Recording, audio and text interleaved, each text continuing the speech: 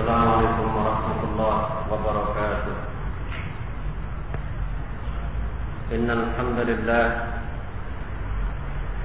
nahmaduhu ta'ala wa nasta'inuhu wa nastaghfiruh wa na'udzu billahi min shururi anfusina wa sayyiati a'malina. Man yahdihillahu fala mudilla lahu ومن يضلل فلا هادي له. أشهد أن لا إله إلا الله وحده لا شريك له وأشهد أن محمدا عبده ورسوله. يا أيها الذين آمنوا اتقوا الله حق تقاته ولا تموتن إلا وأنتم مسلمون. يا أيها الناس اتقوا ربكم الذي خلقكم من نفس واحدة وخلق منها زوجها وبث منهما رجالا كثيرا ونساء واتقوا الله الذي تساءلون به والأرحام إن الله كان عليكم رقيبا. يا أيها الذين آمنوا اتقوا الله وقولوا قولا سديدا يصلح لكم أعمالكم ويغفر لكم ذنوبكم ومن يطع الله ورسوله فقد فاز فوزا عظيما. أما بعد فإن أصدق الحديث كتاب الله وخير الهدى هدى محمد صلى الله عليه وسلم وشر الأمور محدثاتها فإن كل محدثة بدعة وكل بدعة ضلالة وكل ضلالة في النار. أعاذني الله وإياكم من النار. Ikhwani wa akhwati fillah, rahimani wa rahimakumullah jami'an. Walhamdulillah, kita bersyukur kepada Allah tabaraka wa ta'ala yang telah memberikan kenikmatannya, penjagaan dan perlindungannya kepada kita semuanya. Dan dialah Allah Rabbuna, Rabb kita, yang menciptakan kita, memberikan rezeki kepada kita, dan mengatur segenap alam semesta ini, dan mengatur pula segala kejadian yang ada di muka bumi ini. Dikarenakan segala kejadian yang ada di muka bumi ini, baik itu dalam perkara-perkara yang mengandung kemaslahatan, kebaikan, ataupun kenikmatan, ataupun perkara-perkara yang tidak disukai oleh seorang insan, oleh manusia, maka itu semua terjadi dengan kehendak Allah. Semua terjadi dengan takdir Allah Subhanahu wa ta'ala. Tidak ada satupun yang terjadi di alam semesta ini kecuali semuanya itu terjadi dengan izin Allah tabaraka wa ta'ala. Sehingga ketika kita mendapatkan kenikmatan, maka hendaknya seorang mukmin itu dia bersyukur kepada Allah Subhanahu wa ta'ala terhadap kenikmatan yang telah Allah Jalla wa Ala berikan kepadanya. Dan ketika dia mendapatkan musibah, mendapatkan ujian, maka hendaklah mereka bersabar terhadap segala ujian tersebut serta ridha kepada Allah dan ikhtisab mengharapkan pahala kepada Allah Subhanahu wa taala. Terkhusus di masa-masa sekarang ini di mana sebuah musibah yang tidak jauh dari kita mengancam kita semuanya, dan itu merupakan peringatan dan teguran dari Allah Subhanahu wa taala. Dikarenakan manusia di dalam mereka menghadapi fenomena alam ataupun tanda-tanda akan kebesaran dan kekuasaan Allah, apalagi itu berupa teguran melalui musibah-musibah yang Allah Subhanahu wa taala berikan kepada manusia, maka ada manusia yang mereka memiliki hati yang hidup, yang bisa merasakan dan peka terhadap teguran dan nasihat dari Allah Subhanahu wa taala. Tetapi ada juga di antara manusia yang mereka hatinya telah mati, telah terkunci, yang dirinya tidak bisa merasakan akan teguran dan peringatan dari Allah Subhanahu wa taala, sehingga ada atau tidak adanya musibah dan peringatan dari Allah sama saja bagi orang-orang yang seperti ini, orang-orang yang telah dikunci mati hatinya oleh Allah Subhanahu wa taala, sehingga tidak ada jalan ataupun solusi yang terbaik untuk mendapatkan pertolongan dari Allah Subhanahu wa taala kecuali dengan kita semuanya kembali kepada Allah, berinabah dan bertobat kepada Allah, beristighfar kepada Allah Subhanahu wa taala, minta ampun dari segala macam dosa dan perbuatan al-ma'asi yang kita lakukan. Jangan jauh-jauh kita mengkambing hitamkan mereka, tetapi kita lupa terhadap dosa-dosa dan perbuatan-perbuatan maksiat yang kita lakukan, sehingga tidak boleh untuk kemudian kita merasa aman dari makar Allah, tidak boleh kita merasa aman dari siksa Allah Subhanahu wa taala, tidak boleh kita merasa bahwasanya diri kita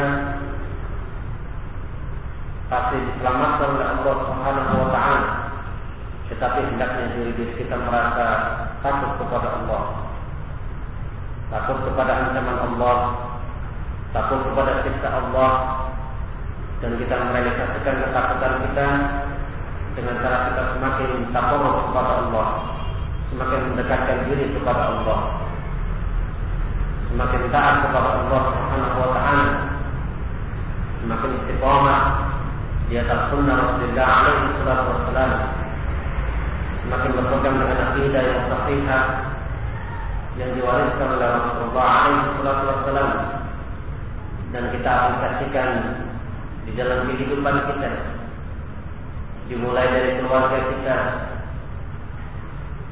maka masing-masingnya al-ab ataupun al-um, seorang suami ataupun istri, ayah dan ibu, mereka semuanya bertobat kepada Allah Subhanahu wa taala, beristighfar kepada Allah, memperbanyak ibadah mereka kepada Allah, dan banyak berdoa kepada Allah, karena hanya Allah lah yang mampu untuk menghilangkan dan menyelamatkan kita dari berbagai macam musibah tersebut. Jangan hanya kita kemudian melihat fenomena-fenomena tersebut, tersibukkan diri dengan melihat dari berbagai macam media yang memberitakan berita-berita tersebut, sementara kita lupa untuk beristighfar, kita lupa untuk bertaubat kepada Allah. Seorang suami lupa terhadap kezaliman yang dia lakukan terhadap anaknya atau istrinya, ataupun seorang istri lupa pula akan dosa-dosa yang telah dia lakukan terhadap suaminya ataupun terhadap rumah tangganya sendiri. Maka marilah barakallahu fikum kita hidupkan dengan kita mulai dengan cara kita menjalankan segala kewajiban yang Allah Subhanahu wa taala wajibkan kepada kita. Dimulai dari perkara-perkara yang wajib sebelum perkara-perkara yang sunnah. Demikian pula kita meninggalkan perkara-perkara muharramat, dimulai dari perkara-perkara yang haram, sekecil apapun perkara keharaman tersebut. Nah, dan lebih bagusnya manakala kita menambah, menyempurnakannya dengan amalan-amalan nafilah, dan kita meninggalkan pula perbuatan-perbuatan yang makruh dan dibenci oleh Allah Subhanahu wa taala. Sehingga kita akan menjadi aulia Allah, kita akan menjadi wali-wali Allah Subhanahu wa taala. Yang apabila kita meminta, maka doa-doa kita akan dikabulkan oleh Allah. Apabila kita minta perlindungan, maka kita pun akan dilindungi oleh Allah Subhanahu wa taala. Lihat bagaimana kehidupan di luar sana dengan dekatnya ancaman yang ada di depan mata mereka, tetapi Allah Subhanahu mungkin sedikit di kalangan mereka yang menyadari bahwasanya ini merupakan teguran dari Allah agar kita kembali kepada Allah Subhanahu wa taala. Dan kita semakin merasakan akan mahalnya nikmat berupa keamanan, berupa ketentraman, berupa kesehatan, dan berupa kehidupan yang Allah Subhanahu wa taala berikan kepada kita. Dan kita melihat betapa al-maut, kematian, terasa dekat pada diri kita. Yang manakala kita mendapatkan musibah-musibah tersebut, dan kita pun melihat bagaimana dunia ternyata tidak bisa menyelamatkan kita dari berbagai macam musibah, manakala Allah Subhanahu wa taala telah merenggut kita dengan azab-Nya. Allahumma musta'an wa 'alaihi bismillah. Ikhwani wa akhwati fillah rahimani wa rahimakumullah jami'an. Maka pada kesempatan kali ini mari kita kembali mempelajari kitab kita. Kita mempelajari dan menghadiri majelis ini dengan ikhlas, semata-mata mengharapkan ridho dari Allah Subhanahu wa taala, tidak mengharapkan kedudukan, tidak mengharapkan pujian dari makhluk, dan kita ikhlaskan ibadah-ibadah kita hanya untuk Allah Subhanahu wa taala. Kita masih dalam pelajaran tentang hukuk zawj 'ala zawjah, tentang hak seorang suami yang harus ditunaikan oleh istrinya. Berarti pelajaran kita mengenai bagaimana kewajiban seorang istri terhadap suaminya. Ini adalah perkara yang wajib yang tidak boleh bagi seorang wanita untuk meninggalkannya. Dan barakallahu fikum, perkara yang wajib tentunya adalah perkara yang lebih utama daripada ibadah-ibadah yang sunnah. Sehingga jangan sampai kemudian kita mengurung, tertipu dengan godaan ataupun perangkap iblis, perangkap syaitan, di mana syaitan menipukan kita dari perkara-perkara nafilah, dari perkara-perkara fadail, fadilah-fadilah amal misalnya yang hukumnya sunnah, sementara kita banyak meninggalkan perkara-perkara kewajiban yang harus kita tunaikan. Nah, dengan perkara yang wajib, mengerjakannya adalah wajib dan meninggalkannya adalah berdosa. Tidak sebagaimana amalan-amalan yang nafilah. Nah, sehingga semoga dengan kita menjaga diri kita dan keluarga kita dari api neraka, maka Allah Subhanahu wa taala menjaga kita pula dari berbagai macam musibah yang ada di dunia ini. Pada pertemuan yang lalu kita telah melewati tentang 4 hak seorang suami atas istrinya, di mana kita mengulang lagi. Ya, hak pertama, yakni seorang istri wajib untuk mentaati suaminya apabila suami mengajaknya untuk berhubungan. Apabila suami mengajaknya untuk ke tempat tidur, ia melakukan hubungan suami istri. Bahkan datang dalam riwayat yang sahih bagaimana kemurkaan malaikat dan Allah murka apabila seorang istri diajak oleh suaminya dan ternyata seorang istri itu enggan untuk menunaikan panggilan dari suaminya tersebut. Nah, kemudian perkara yang kedua, yang hendaknya seorang istri dia tidak berpuasa dengan puasa sunnah, dengan puasa nafilah, ya kecuali dengan izin dari suaminya. Nah, ini menunjukkan bagaimana hak seorang suami sangat besar atas istrinya. Ya, sampai-sampai seorang istri yang dia ingin berpuasa tetapi dengan puasa sunnah, maka wajib bagi seorang istri untuk izin terlebih dahulu terhadap suaminya.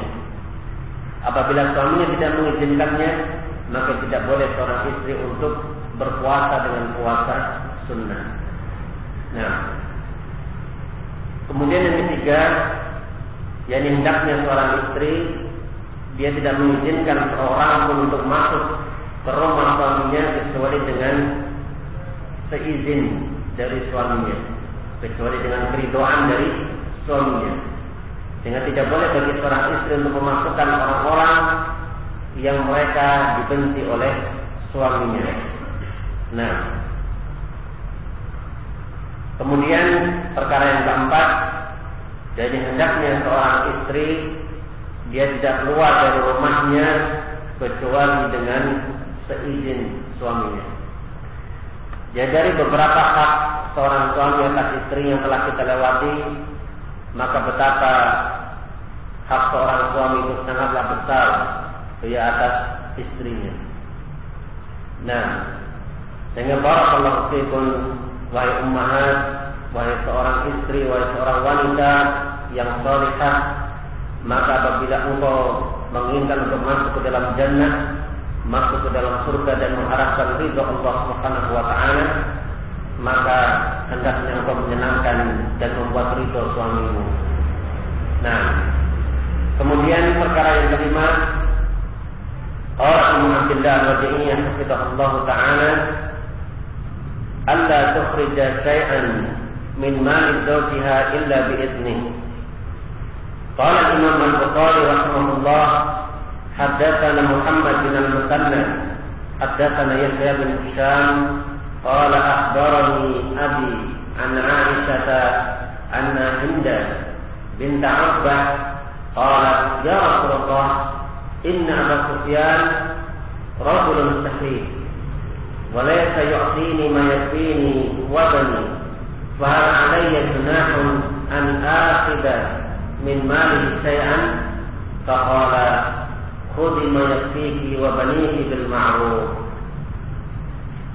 Hak suami yang menerima atas istrinya atau kewajiban seorang istri terhadap suaminya, hendaknya seorang wanita, seorang istri tidak mengeluarkan sesuatu pun dari harta suaminya illa bi'idznih, kecuali dengan seizin suaminya. Jadi tidak boleh seorang istri untuk mendermakan ataupun mengeluarkan, mengalokasikan harta suaminya kecuali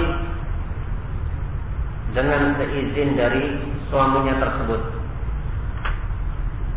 Diriwayatkan dari hadis yang diriwayatkan oleh Imam Al-Bukhari rahimahullah dari Aisyah radhiyallahu taala anha, bahwasanya Hindun bin Uqbah pernah mengatakan, ya Rasulullah, wahai Rasulullah, inna Abu Sufyan, sesungguhnya Abu Sufyan, yakni suaminya Hindun, rajulun syahih adalah seorang yang memiliki sifat syahih. Syahih itu sangat kikir ataupun sangat pelit. Walaysa yu'tini ma yakfini wa bani. Dan dia tidak memberikan nafkah dengan nafkah yang cukup bagimu dan bagi anakmu. Fahal alayya junahun an akhir min malihi syai'an, maka apakah aku berdosa apabila aku mengambil dari hartanya? Apakah aku berdosa apabila aku mengambil hartanya? Faqala khudhi ma yaqtiki wa baniki bil ma'ruf. Maka jawaban Rasulullah alaihi salatu wassalam, maka ambillah harta suamimu dengan jumlah yang memberikan kecukupan kepadamu serta kepada anak-anakmu yang kau lakukan dengan cara yang ma'ruf, dengan cara yang baik. Yang kau bisa mengambil tanpa seizin suamimu apabila memang suamimu tidak memberikan nafkah yang cukup untukmu dan untuk anak-anakmu. Tetapi di dalam mengambil harta suaminya tanpa izin tersebut harus bil ma'ruf, dengan cara yang baik. Tidak boleh israf, tidak boleh melampaui batas, dan tidak boleh berlebihan melebihi dari kebutuhannya.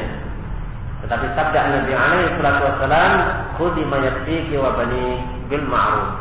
Ambil harta yang cukup bagimu dan untuk anak-anakmu yang kau lakukan dengan cara yang baik. Wa akhrajahu Muslim.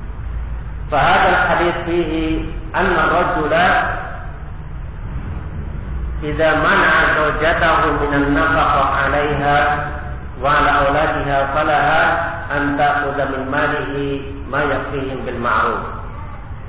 فالنبي عليه الصلاة والسلام لم يرخص للمرأة أن تأخذ من مال زوجها بغير علمه ولا رضاه إلا إذا منعها الذي huwa wajib alaih. Maka bahadal hadis, di dalam hadis ini mengandung faedah anna rajul, bahwasanya apabila ada seorang suami yang dia tidak memberikan nafkah terhadap istrinya dan terhadap anak-anaknya dengan nafkah yang cukup bagi mereka, maka boleh bagi seorang istri untuk mengambil harta suaminya dalam jumlah yang cukup bagi mereka, bagi istri dan anak-anaknya bil ma'ruf, yang dilakukan dengan cara yang baik.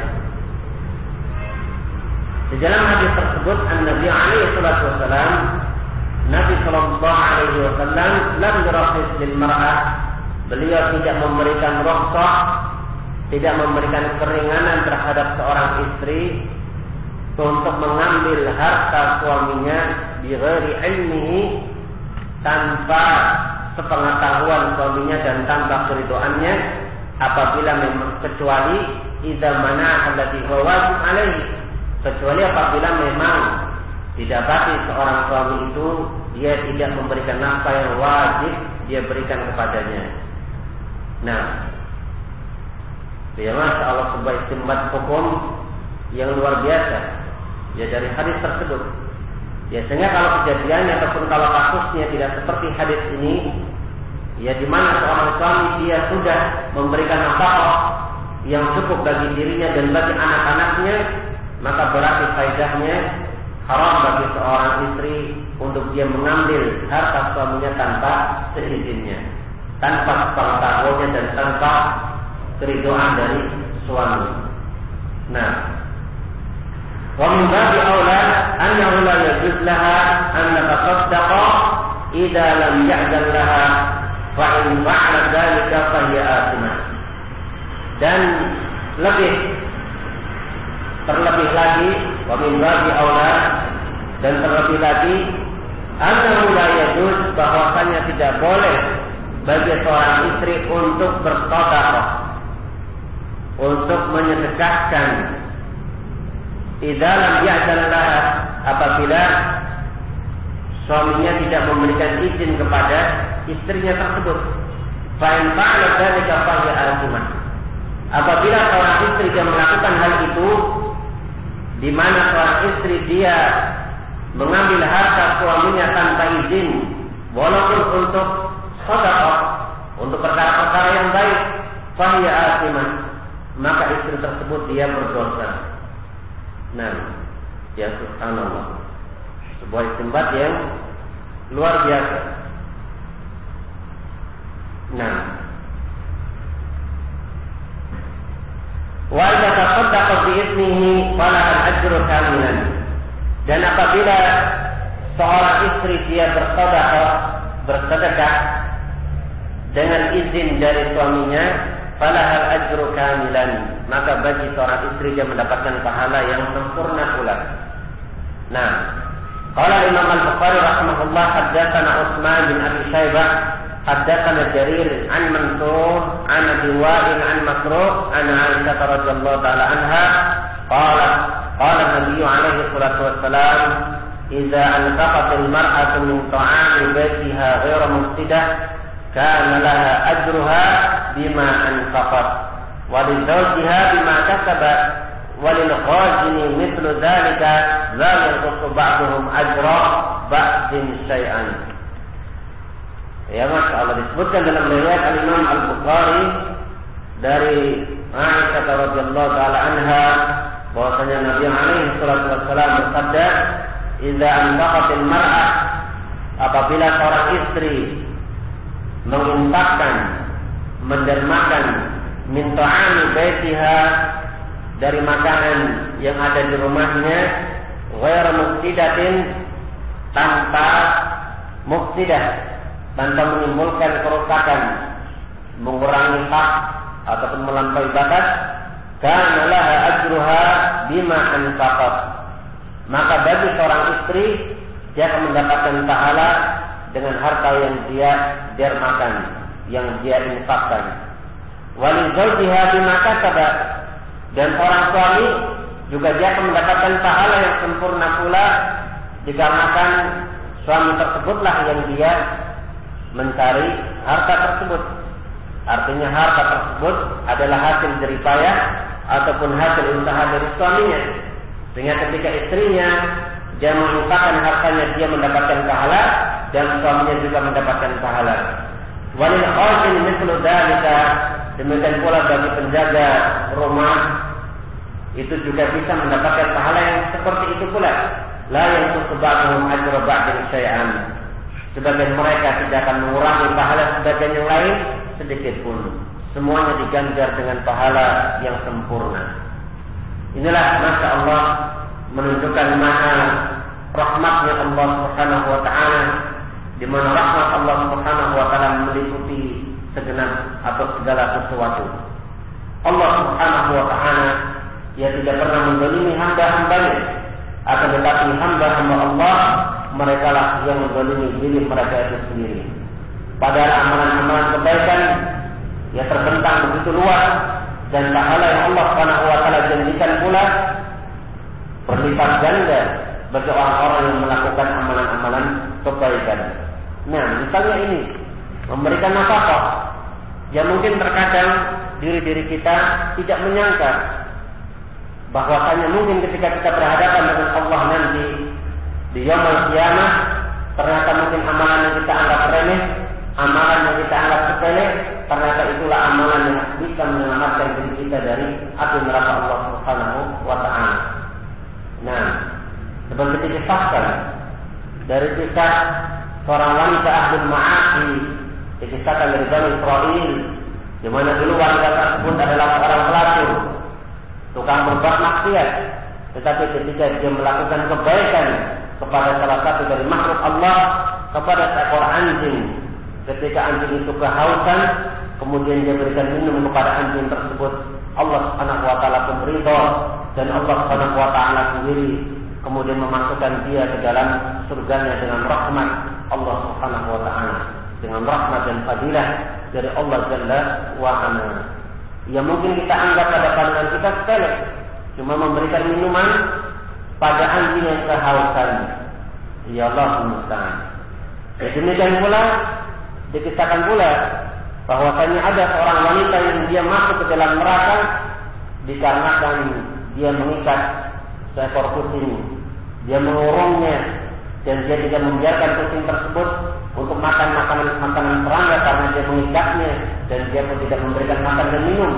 Akhirnya kucing tersebut kelaparan dan kehausan dan kemudian meninggal mati, dan Allah musta'an. Akhirnya Allah murka kepada warga tersebut dan Allah pun memasukkan dia ke dalam neraka Allah Subhanahu wa ta'ala. Nah, wa idza laqata min ghairi ismihi as-sarih falaha nisful ajr.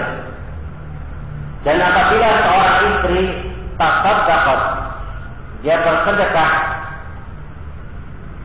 dengan harta suaminya min ghairi ismihi as-sarih, tetapi dengan tanpa izin yang sharih, yang jelas, yang gamblang, falaha nisful ajr, maka bagi istri tersebut yang mendapatkan cuma setengah pahala, mendapatkan setengah pahala. Nah, artinya seorang istri dia bersedekah, tetapi izinnya tidak izin tafsir, tidak izin secara rinci, tapi secara ijmal, secara global saja, dengan izin yang tidak jelas.